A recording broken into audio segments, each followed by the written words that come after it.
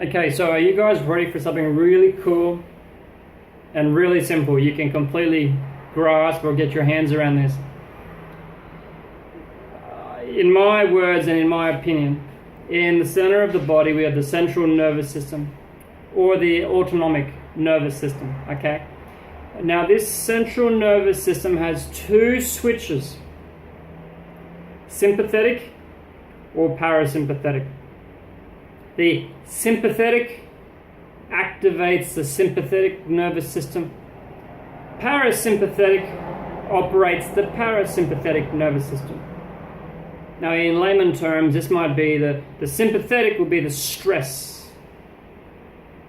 And when we're in the stress mode, the vessels around the heart will constrict and it will push more blood out to our hands, our arms, our legs.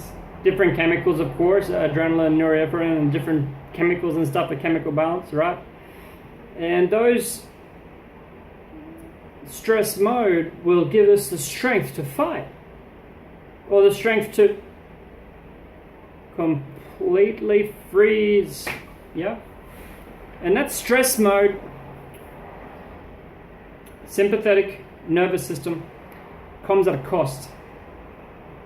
You get all the extra blood out here, but you don't get the blood in the middle. A lot of the energy goes out to the extremities so we can fight and flight. You may see some people that have high anxiety or alcohol problems or various issues, or maybe when they're lying, they might start shaking.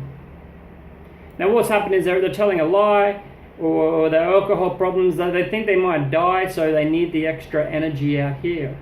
But in actual fact, what they really need is extra energy in the other way, the parasympathetic. In the parasympathetic nervous system is about relaxing. Here these vessels open up, relax. We become calmer, there's less blood getting pushed out to the extremities, and the immune system switches in. Recovery starts to happen. So the central autonomic nervous system, the sympathetic mode or parasympathetic mode, but with meditation we're getting right in the middle, okay? And this is where the magic really happens. But parasympathetic is good.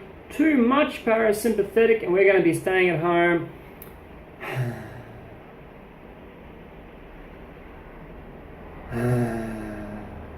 Yeah, or too much stress.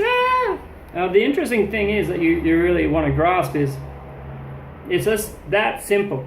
That simple.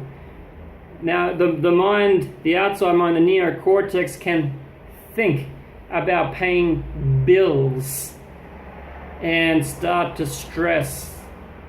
And the outside brain will think, oh, what happens if I don't pay the bills, or then the mammalian brain, the emotion brain or the heart will start carrying out the emotion of stress. All right, the emotion. And you might see the emotional response.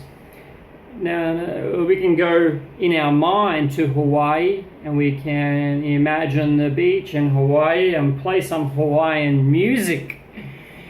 We can maybe smell some salt, put in some bath salt and put our feet in and imagine we're in Bali. And because we're activating the other senses, our neocortex is going to be, oh, we're in Hawaii.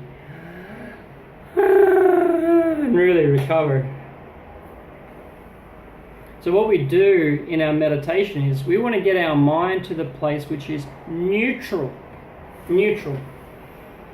We use breathing in and out, even breaths. We may use an assistance like a timer or a particular music track, which you'll hear me play a lot, the 6-second track.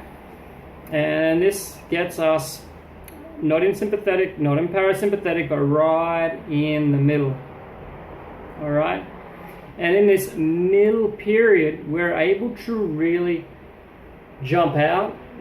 And that metacognition, we're not going to get much metacognition in the heat of the moment. when we're really stressed, or when we're really in the future, when we're really in the past, or really in parasympathetic, we are not really aware that we're there. It's really easy to get caught into the emotion. So when we're in the middle space, we're able to really jump out of ourselves and gain that higher metacognition, that higher awareness of what we're doing, all right? So that's it, that's the goal. I thought that's pretty cool stuff. So breathing is one of the best ways to get out. Breathing, and maybe also saying to yourself something like, I'm not my thoughts, I'm not my emotion. Okay? So that's what you want to do. That's the parasympathetic nervous system for you.